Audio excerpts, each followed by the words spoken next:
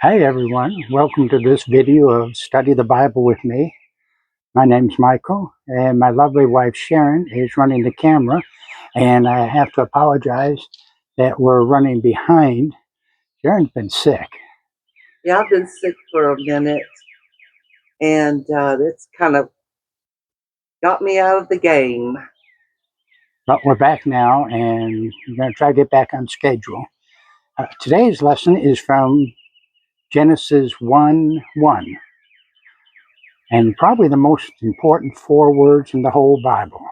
In fact, it's so important and so noteworthy that even the U.S. government recognized it and put out a stamp, I think about 1969. Sharon, if you could go ahead and hold that up. It is a picture of the Earth taken by the Apollo 8 crew, and it has those words in it. In the beginning, God. Now, why is that the most important, four most important words probably in the whole Bible? Well, because it's in the beginning. It's in the beginning, and it tells you right away that God was the one in charge of it. Now, interesting thing to recognize here is that it says, in the beginning, God created the heaven and the earth. And Sharon, do you know what it says? Doesn't say that he made? What? Hell. Because hell was never made for us. Hell was made for the devil and for his angels. Before we were ever even created? Right? It was made for the devil because that he had already sinned and been cast out of heaven at that point. So hell was not made for you, and there's no reason for you to go there. None whatsoever. God has made a way of escape. He has got a plan, and you can be redeemed. In fact, it's the simplest thing in the world.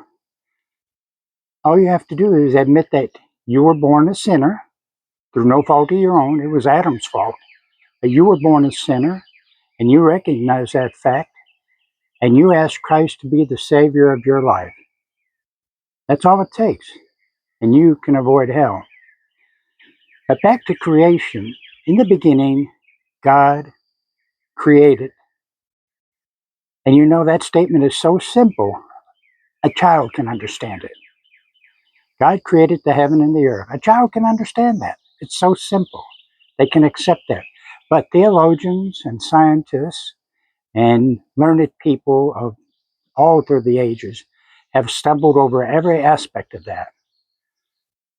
But you know, the unique thing is, it's so simple. A child can understand it, and it's so complex that we will never fully understand all of creation until we get to heaven. Now, how did it come about? I'm glad you asked that question. In John chapter 1, we find chapter 1, verses 1 through 3 of John, the Gospel of John. In the beginning was the Word, and the Word was with God, and the Word was God. And I got news for you folks, He's still God. The same was in the beginning with God. All things were made by Him, and without Him was not anything made that was made. So, everything around you, your house, your yard, every animal on the planet, every tree, every weed was made by God and has a unique and wonderful purpose. But most important, you were made for a very unique and wonderful purpose. And I challenge you to ask God to show you what that purpose is today. You might be surprised. I'll tell you the truth. 2 months ago, I would have never thought I'd be doing something like this. But God has a way of doing things that you just don't think you can do. Well, I'm going to keep it short this time. We're going to catch up next time. And I hope you subscribe. By the way, I'd like to thank all the new subscribers. We've got several, and we really appreciate that. And please leave a comment. Just at least say hello so we know that you're listening. Tell us what you think, if you like it, if you don't like it.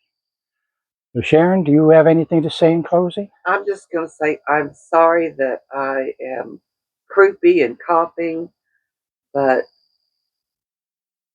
we're very happy to get this out to you, friends. And like Michael said, like and subscribe. Please leave a comment. We would love to read your comments. And I guess until the next video, we send our love. Bid you goodbye.